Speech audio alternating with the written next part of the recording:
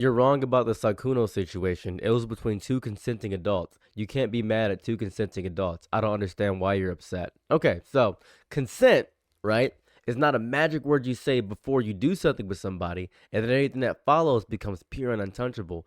Consent is built on truth.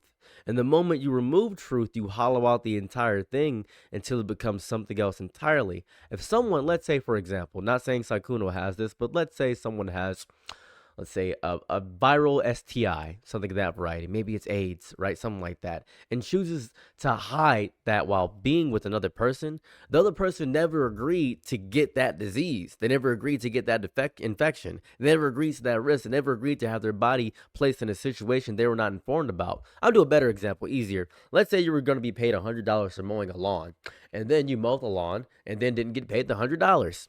You didn't consent to that. You had consented to agree to be paying $100. That is not a gray area. That's not messy communication. That is a direct violation of what you guys agreed on. That's what it is. And with the viral disease example, that's a direct violation of autonomy. And autonomy is the entire foundation of consent. People keep trying to reduce this into two adults made a choice. That sentence only works when both adults actually know what they're choosing. Information is part of consent.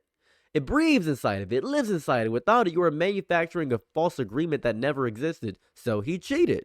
Thus, this is why cheaters cannot possibly consent to the whole thing. If someone knows that someone's cheating, then both are agreeing to it. But if someone doesn't know they're cheating on a partner, then it's not a consensual agreement. You cannot agree to something that was hidden from you. You cannot make an informed decision with the most important detail has been deliberately removed. It doesn't count as consent. You have a complete misunderstanding of what consent is. When this behavior involves multiple people and someone is repeatedly lying and putting many others at risk, it stops being quiet and contained and turns into something bigger. That's why this can't be a private conversation between two people. It has to be known with everybody because he is a serial cheater and a serial liar. That's the problem. If someone has the reach to impact many people, then the truth needs to reach just as far because silence in this situation is what protects the harm, not the people. That's the issue. I don't understand why people are having an issue with that. I don't grasp that.